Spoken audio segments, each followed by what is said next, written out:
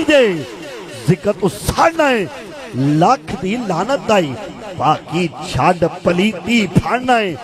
لاکھ دی لعنت دائی یہ لعنت کیمرے والے ویک کے ہو رہی کیونکہ مدنی ساؤنڈ تو فیس بک تو لائیو چل رہی ہے اور منکر علی گھر بیٹھ کے کوئی نہ کوئی تے گل سوچ رہا ہوئے گا کوئی نہ کوئی تے پروپیگنڈا کر رہا ہوئے گا کہ پیر علی دے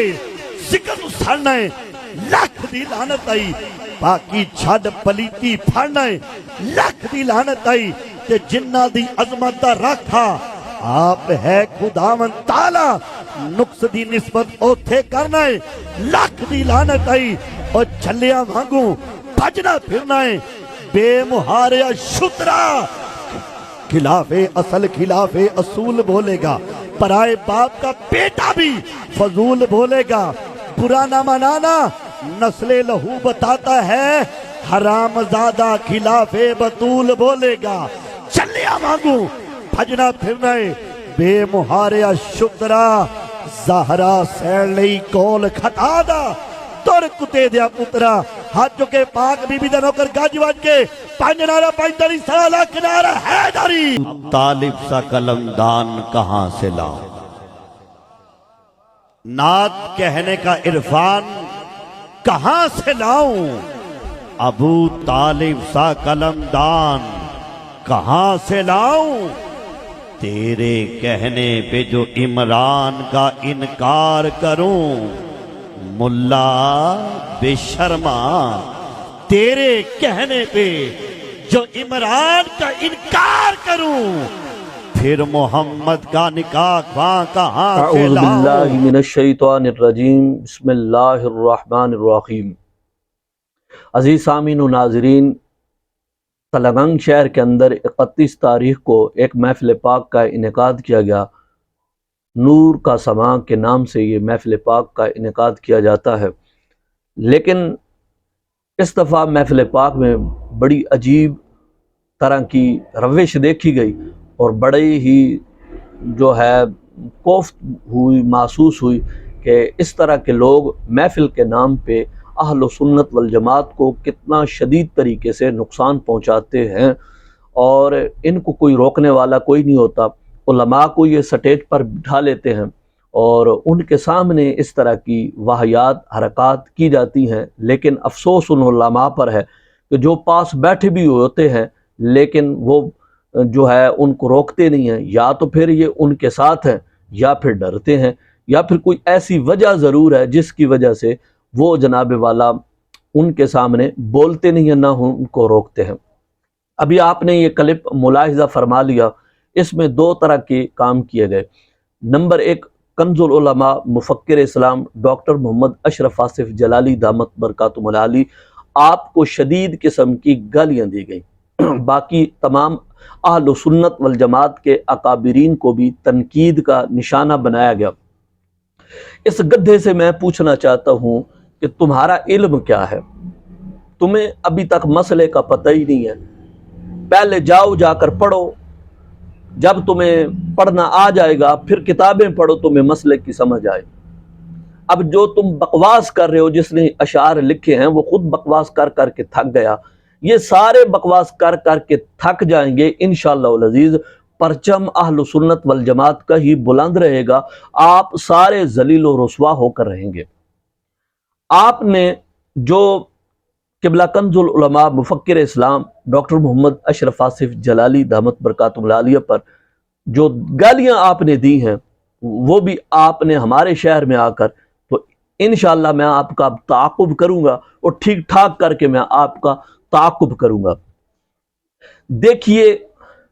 پہلے نمبر پر بات یہ ہے کہ میں آپ کو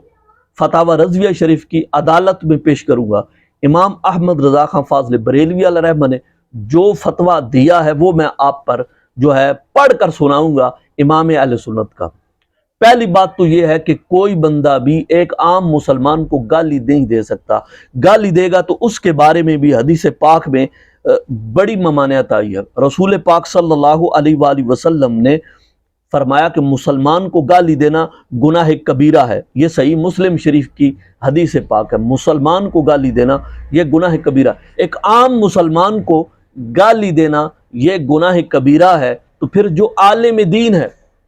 اس کو گالی دینا، اس کے بارے میں بھی حدیث سن لیں کہ رسول اکرم صلی اللہ علیہ وآلہ وسلم کی حدیث پاک ہے الموجم الکبیر کے اندر فرمایا کہ رسول اکرم صلی اللہ علیہ وسلم نے فرمایا علماء کو ہلکا نہ جانے گا مگر منافق، علماء کو منافق ہلکا جانے گا اور وہی گالیاں دے گا۔ اور دوسرا اس کے بعد جو حدیث پاک ہے کنز العمال شریف کی کہ رسول اکرم صلی اللہ علیہ وسلم فرمایا ان کے حق کو ہلکا نہ سمجھے گا مگر کھلا منافق، یہ حضور صلی اللہ علیہ وسلم کی دوسری حدیث ہے۔ اور تیسری حدیث میں رسول اکرم صلی اللہ علیہ وآلہ وسلم کی یہ حدیث پاک مسند امام احمد بن حنبل کے اندر ہے، جو ہمارے عالم کا حق نہ پہچانے وہ میری امت سے ہی نہیں ہے،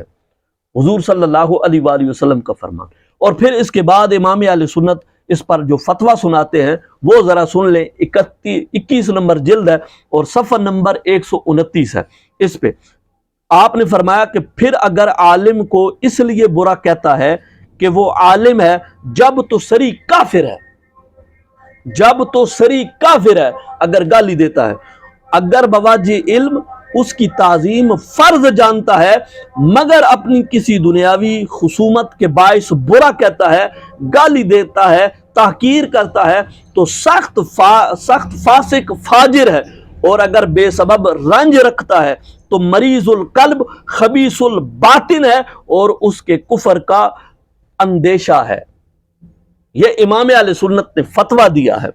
اور کس پر فتویٰ؟ جو علماء کو بھونکتا ہے اور ساری دنیا جانتی ہے، کنز العلماء مفکر اسلام استاذی مکرم، آپ اس وقت سکہ عالم ہیں، محقق عالم ہیں اور اس پر کسی کو کوئی شبہ نہیں ہے۔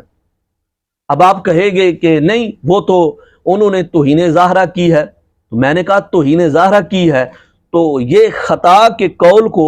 آپ توہین کہہ رہے ہیں، تو قبلہ میں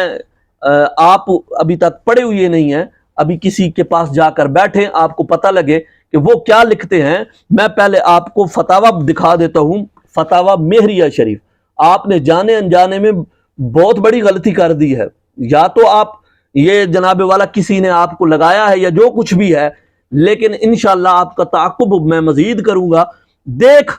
یہ فتاویٰ مہریہ ہے، آپ نے جو خطا کے قول کو کہا تھا کہ یہ توہین ہے، تو بابا پیر مہر علی شاہ صاحب رحمۃ اللہ تعالی علیہ بھی وہ بھی اس توہین کا شکار ہوتے ہیں۔ دیکھیے میں صفحہ نمبر 217 سے پڑھ رہا ہوں، بہر کیف خطا کا صدور مطہرین سے ممکن ہے،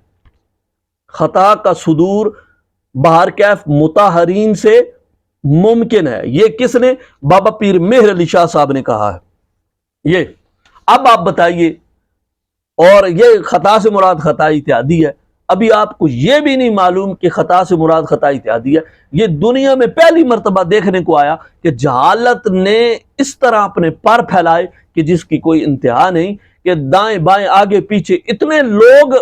جو علماء کی شکل میں تھے، جبوں کبوں والے تھے، انہوں نے خطا اتحادی کو گستاخی ڈکلیئر کیا، حیران اور پریشان ہو گئے، تعجب کا شکار ہو گئے کہ یہ بھی وقت آنا تھا، یہ بھی وقت آنا تھا۔ اور مزے کی بات آپ دیکھیں کہ ایک طرف ایک دن بھی ایک کتاب کا حوالہ نہیں دیا گیا، اور دوسری جانب سینکڑوں کتابوں کے حوالے صفحے نمبر بتائے گئے، جلد نمبر بتائی گئی، اور آج تک ان میں کوئی ایسا مائی کا لال پیدا نہیں ہوا جس نے کنز العلماء مفکر اسلام کے دیے ہوئے حوالے میں سے کوئی ایک حوالہ بھی رد کرے۔ حوالہ رد نہیں کیا، کسی نے بھی رد نہیں کیا۔ اور میں کیا سمجھوں کہ ایک طرف ایک کتاب کا بھی حوالہ نہیں ہے اور دوسری طرف جناب پوری امت کے محققین کے کتابوں کے حوالے سارے آپ کے سامنے رکھ دیے گئے۔ یہ تو بندہ جو عام سا ہے وہ بھی اگر سمجھے تو اسے بھی سمجھ میں آ جاتی ہے۔ دوسرا ایمان ابو طالب کی جو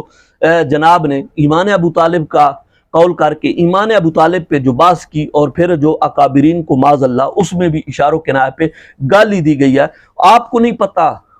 آپ خبیث النفس اور آپ کا باطن اس قدر خبیث ہے، اور میں یہ سمجھتا ہوں کہ جو آپ یہ سب کچھ کر رہے ہو یہ آپ کو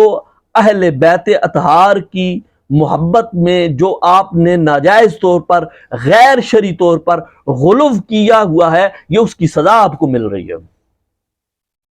کہ آپ کی عقلوں میں پردے پڑ گئے ہیں، ظلم کی انتہا کر رکھی ہے آپ لوگوں نے۔ اہل سنت والجماعت میں آپ نے اس قدر آپ نے ان کو جناب والا شکار کیا ہے، متنفر کیا ہے لوگوں کو، جس کی کوئی انتہا نہیں۔ دیکھیں آپ نے پہلے جناب والا آپ کا یہ والا طنز کہاں جاتا ہے، یہ اس کتاب میں جاتا ہے، یہ جناب تفسیر نصفی، بہت بڑے امام ہیں، امام نصفی پہ آپ کا اعتراض گیا۔ آپ نے فرمایا محبوب پیارے، قرآن مجید کی آیت ہے کہ آپ جسے پسند فرمائے ہدایت نہیں دے سکتے، تو فرمایا اجمع المفسرون علی انہا نازلت فی ابی طالب، یہ ابو طالب کے بارے میں نازل ہوئی ہے۔ پھر اس کے بعد انہوں نے بھی اسی آیت کے ضمن میں لکھا ہے، تفسیر بغوی میں معالم التنزیل، انہوں نے بھی یہ لکھا ہے کہ یہ آیت اس کے بارے میں نازل ہوئی ہے۔ امام بخاری علیہ رحمہ نے یہی لکھا ہے، امام بخاری نے یہ روایتیں درج فرمائی ہیں، اور اس کے بعد امام مسلم نے بھی یہی روایتیں درج فرمائی ہیں۔ اور پھر یہاں دیکھیے آپ کہ جناب والا یہ کتاب مرکات المفاتیح، یہ مرکات المفاتیح، اس میں بھی امام اللہ لکاری نے یہ لکھا ہے ایمان ابو طالب ثابت نہیں ہے۔ یہ تو میں نے آپ کے سامنے پیش کر دی ہے۔ اور اس کے علاوہ میرے امام نے ایک پورا رسالہ لکھا ہے، شرح المطالب فی مبحث ابی طالب، یہ جلد نمبر 29 میں یہ رسالہ موجود ہے کہ ایمان ابو طالب ثابت نہیں ہے۔ پھر اس کے بعد سبع سنابل میں بھی یہ بات موجود ہے کہ ایمان ابو طالب ثابت نہیں ہے۔ اور پھر داتا الیجویری کی عبارت سے بھی معلوم ہوتا ہے کہ آپ عدم ایمان کے قائل تھے۔ میں آپ سے ایک سوال کرنا چاہتا ہوں کہ آپ یہ بتائیں، آپ نے ابھی جو ایمان ابو طالب کے حق میں باتیں کر کے، اور پھر اس کے بعد آپ نے تنقید کا نشانہ جو ہے تمام علماء کو بنایا ہے، اور اس تنقید میں یہ سارے جتنے بھی اب میں نے پیش کیے ہیں، ابھی یہ میں نے کچھ پوری دیگ میں سے ایک چاول چکھایا ہے، مطلب یہ اتنے سارے علماء پر یہ تنقید جاتی ہے جو آپ نے کی ہے۔ آپ پر شدید قسم کی جو ہے حکم شرع، آپ جب تک توبہ نہیں کریں گے آپ کا تعاقب جاری رہے گا۔ اور یہ محفل جو تلنگانگ شہر میں کی گئی ہے، اس محفل کا سارے بائیکاٹ کریں، اور جب یہ اگلے سال آئے تو پھر اس سے پہلے سارے متحرک ہو جائیں اور اس محفل کا جو ہے شدید بائیکاٹ کریں۔ اس میں عقیدہ اہل سنت والجماعت کے خلاف سارے کام کیے گئے ہیں، اور جو یہ محفل کروانے والے ہیں یہ علماء ان کے پاس جائیں، علماء ان کو سمجھائیں، اگر یہ سمجھتے ہیں تو فابیا، اگر نہیں سمجھتے تو ان کی ہر محفل کا بائیکاٹ کیا جائے اور شدید قسم کا بائیکاٹ کیا جائے۔ اگر یہ اس طرح کے یہ جناب والا آگے چلتے رہیں گے تو پھر یاد رکھو اہل سنت والجماعت میں دراڑیں بڑھتی چلی جائیں گی۔ اس واسطے ان کو پہلے سے روکنا ضروری ہے۔ میں تلنگانگ کے سارے اور چکوال کے علماء سے بھی کہوں گا کہ ایسی محفل جہاں کہیں بھی ہوں تو پہلے ان محفل کے بارے میں جان لیں کہ اس میں کون کون آنے والا ہے، تو سارے علماء اکٹھے ہو کر ان محفل کا بائیکاٹ کریں تاکہ یہ سلسلہ جو ہے بر وقت رک جائے۔ اگر یہ بڑھتا رہا تو پھر ہمارے نوجوان ہمارے ہاتھوں سے نکل جائیں گے اور پھر وہ جناب رافضیت کی طرف مائل ہو جائیں گے۔